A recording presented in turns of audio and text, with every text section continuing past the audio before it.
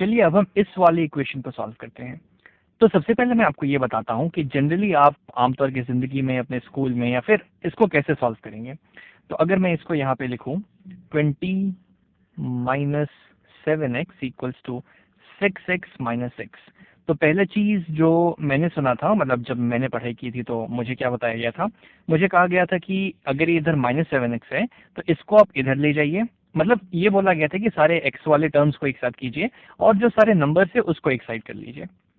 और उसको करने का तरीका क्या बताया गया था, बोला गया कि ये जो -7x यहाँ पे है उसको हम इस साइड ले जाते हैं, इधर इसको पलट देते हैं, तो ये जो -7x है इधर जाके +7x हो जाएगा।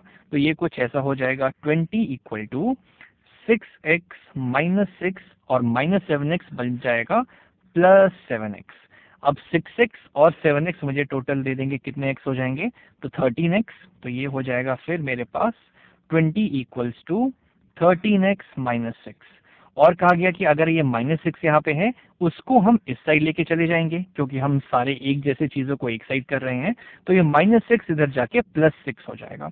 तो फाइनली हमें मिल जाएगा 20 + 6 इज इक्वल टू 13x, ये हमें कहा गया था। और 20 + 6 होता है 26 इक्वल्स टू 13x। अब दोनों साइड, और इसके बाद अब क्या, और इसके बाद अब ये 13 यहाँ पे मल्टीप्लाइड है, यानी कि इसको अगर मैं थोड़ा अच्छे से शो करूं तो ये कुछ ऐसा है 13 मल्टीप्लाइड बाई एक्स। ये कंफ्यूज मत होइएगा, एक जैसा ही लग रहा है, लेकिन ये 13 को हमने x से मल्टीप्लाई किया है। अब चूंकि यहाँ पे 13 मल्टीप्लाइड है तो फिर मुझे कहा गया कि इस 13 को इधर लेके चले जाओ और इसको डिवाइड कर दो, यानी कि इधर जो ऑपरेशन हो रही है ठीक उल्टा उसका इधर कर दो। तो ये हो जाएगा 26 डिवाइडेड बाई 13, क्योंकि 13 यहाँ पे मल्टीप्लाइड था, इस तरफ आके हो गया डिवाइडेड बाई 13, और ये हो जाएगा मेरा x के बराबर। तो 13 1 13, 13 2 26, तो यहाँ से 2 जो है वो x की वैल्यू हो गई। ये है जो जनरली हमें बताया जाता है। अब देखते हैं कि इसमें हम क्या क्या छोड़ रहे हैं और क्या क्या पाप हम इसमें कर रहे हैं। अब ये हमारा इक्वेशन यहाँ पे दिया हुआ है। तो सबसे पहले जो एक रूल है, जो एक चीज है जो हम आम जिंदगी में भी फॉलो करते हैं, कि जब भी आप मार्केट में सब्जी वगैरह लेने जाते हैं तो हम कभी भी ये कोशिश करते हैं कि दोनों साइड, तराजू के दोनों साइड, लेफ्ट साइड और राइट साइड हमेशा बराबर रहें। अगर एक तरफ कम होता है, अगर दुकानदार हमें कम सब्जी दे रहा है तो हम उसको डांट देते हैं कि भैया बराबर सब्जी दो, अगर 1 किलो ले रहे हैं तो 1 किलो के बराबर दो। हम किसी भी हालत में तराजू को ऊपर नीचे नहीं होने देते, उसको हमेशा बराबर रखते हैं।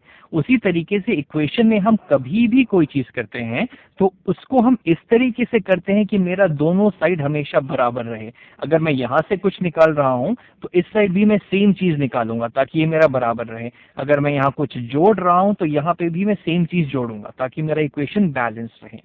तो चलिए हम इसको अब सॉल्व करते हैं। तो पहले चीज हम क्या करेंगे, जो कि एक्स वाले सारी चीजें हैं उसको हम एक साथ करते हैं, और जो बाकी नंबर है उसको एक साथ करते हैं, ताकि हमको फिर रिलेट करने में, देखने में आसानी हो जाए। तो यहाँ पे है -7x और यहाँ पे है 6x। तो मैं यहाँ पे दो चीज कर सकता हूँ, एक्चुअली मैं यहाँ में बहुत सारी चीजें कर सकता हूँ। करने को इसको बहुत तरीकों से सॉल्व किया जा सकता है, हम कोई एक तरीका उठा लेते हैं। तो मैं क्या करता हूँ, यहाँ पे मैं 7x जोड़ देता हूँ। जैसे ही मैं यहाँ पे 7x जोड़ूंगा, ये -7x और +7x आपस में हट जाएंगे और यहाँ पे सिर्फ 20 आ जाएगा। लेकिन अगर मैं इधर 7x जोड़ रहा हूँ तो इधर भी तो मुझे सेम चीज करनी पड़ेगी, तो इधर भी मैं +7x जोड़ दूंगा। अब देखते हैं अब हमारे पास क्या हो जाएगा।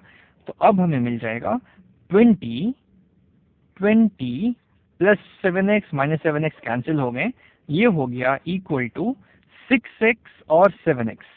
इसको मैं ऐसे ही लिख देता हूं अभी। तो 6x ये, -6 तो जो का त्यो आ गया, और +7x ये वाला।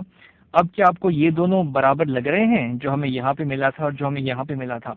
तो एक्चुअली ये वाले स्टेप में पहुंचने के लिए हम ये चीज करते हैं, जो कि एक्चुअल लॉजिक है इसके पीछे। जो ये हमें कहा जाता है कि इसको उठा के इधर कर देना, ये बस कहने का एक तरीका है, लेकिन उसके पीछे ये राज छुपा हुआ है। तो अब अगले स्टेप पे जाते हैं। अब यहाँ पे तो चीज साफ क्लियर हो गई है। तो ये हो जाएगा 20, इसको हम सेम कलर से शो करते हैं। ये हो जाएगा मेरा 20 इक्वल टू 6x, यहाँ पे x है 6 बार और यहाँ पे x है 7 बार, यानी कि हमारे पास टोटल x कितने बार हो जाएंगे, 6 और 7 13 बार, 13 बार x और -6। अब क्या कर सकते हैं हम, तो चलिए अब हम एक काम करते हैं, बस -6 को यहाँ से हटाते हैं।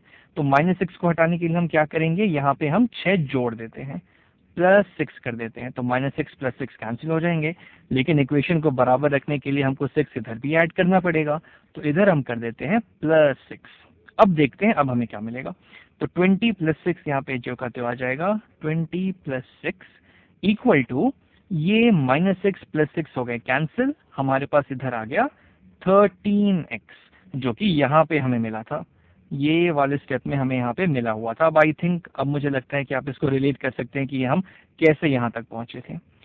फिर हम आगे बात करते हैं। तो खैर यहाँ पे तो 20 + 6 हो गया मेरा 26 इक्वल टू 13x, यहाँ तक हम पहुंच गए जो कि यहाँ पे था। और ध्यान से देखिए तो ये 13 को हमने x से मल्टीप्लाइड किया है, यानी कि हमारे पास x यहाँ पे 13 बार है। अब हमको कैसे भी सिर्फ x तक पहुंचना है, हमारा एम है, हमारा टारगेट है कि इस x की वैल्यू पता करना।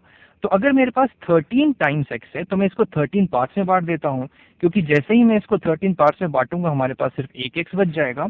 तो इसीलिए मैं इसको यहाँ पे 13 से डिवाइड कर देता हूँ, 13 से डिवाइड कर दूंगा, जो कि इस x का कोएफिशिएंट है।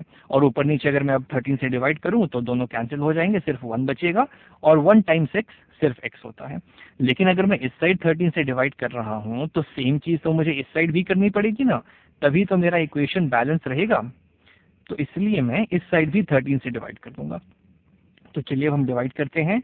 तो ये हो जाएगा 13 × 13, 13 × 13, 1x यानी कि x के बराबर, 13 × 13, 13 2s are 26। तो यहाँ पे हमें मिल गया 2 इक्वल टू 1 टाइम्स x यानी कि x, जो कि हमारा सॉल्यूशन है। और आई थिंक अब आपको ये पिक्चर बहुत क्लियर हो गई होगी कि हमने जो यहाँ पे किया उसमें हम बीच में कई सारे स्टेप्स खा गए थे। कहने के लिए हम कर रहे हैं, लेकिन बीच में हम एक, हमारा फंडा सिर्फ एक ही है, सिर्फ एक क्लियर फंडा है भाई, कि आप जो भी चीज करना है हमको दोनों साइड सेम चीज करनी है। अगर वो चीज हम फॉलो करें और कुछ भी करें तो हमारा कैसे ना कैसे करके हमारा आंसर आ ही जाएगा।